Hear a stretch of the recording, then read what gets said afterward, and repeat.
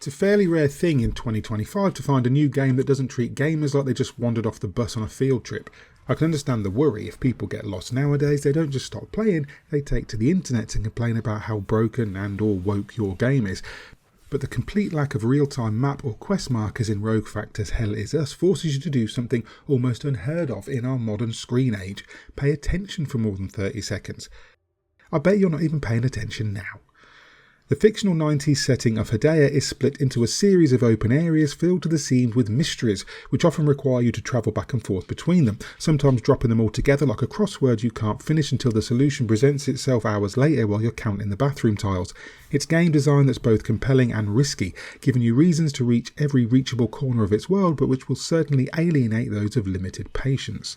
You play as Remy, a no-nonsense military type with incredibly yes-nonsense hair, infiltrating the war-torn country of Hedaya looking for his family. Hedaya is a vaguely Eastern European nation stuck in a bloody civil war and in the throes of a supernatural event called the Calamity.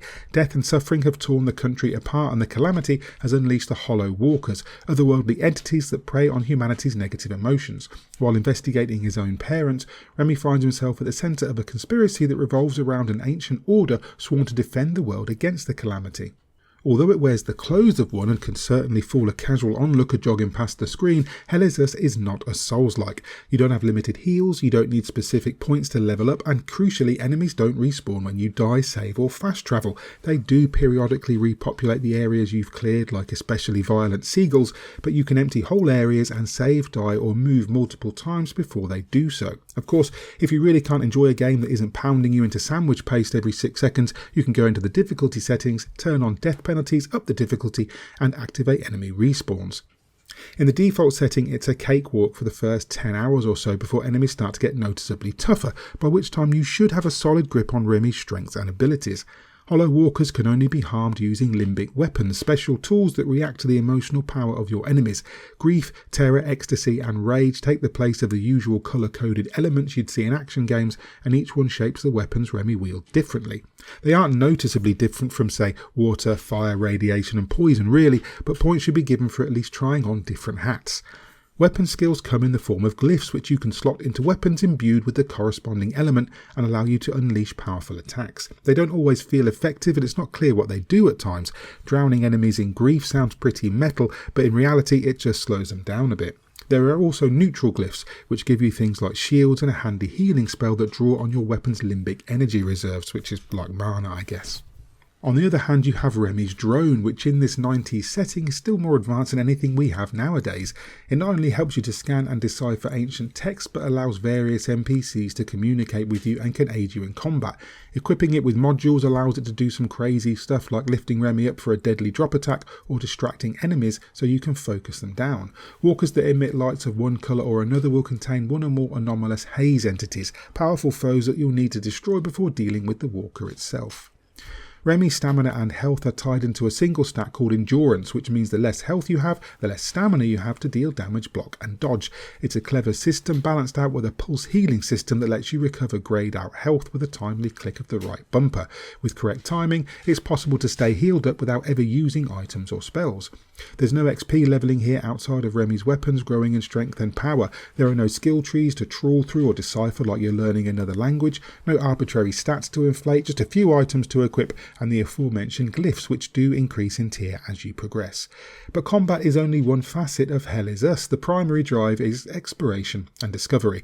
No maps, mission markers or detailed quest logs mean you need to pay attention to everything, check every corner and alcove, listen to what people have to say and frankly keep notes. I feel pages of a notebook while I played, noting the location of special chests that require specific combinations of limbic rods to open, or even of mysteries I wasn't equipped to solve right now.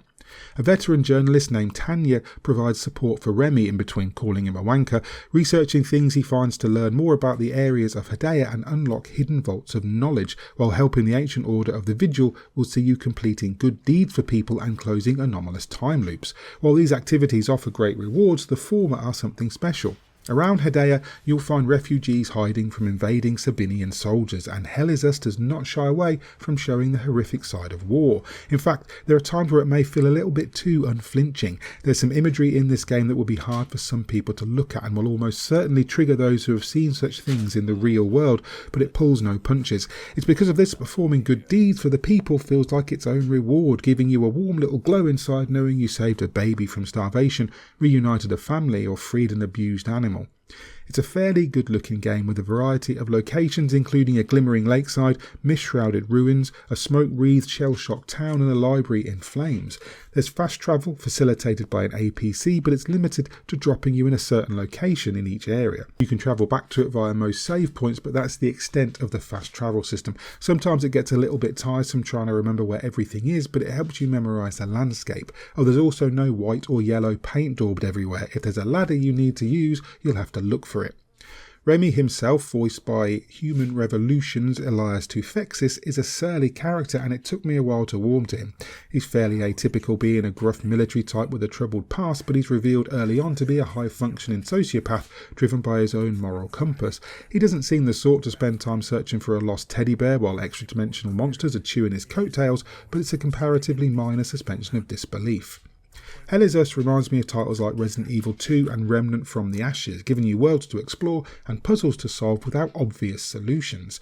Several puzzles took me upwards of 30 minutes to get my head around, while coming upon something in one area that I clearly recognised as an item I needed 2 hours prior made me feel like I'd overcome something before triggering 5 minutes of shuffling through scribbled notes. I like a game that makes me feel smart without being patronising, and Hell Is Us does that. Some folk will undoubtedly find the act of reaching for a pen and paper every 5 minutes a huge hit to the immersion, especially when other games have more elegant in-game solutions. Remy could simply keep a notebook himself or annotate a map, and you'd get the same effect but entirely in-universe, and there were times when I really wish they'd allow this.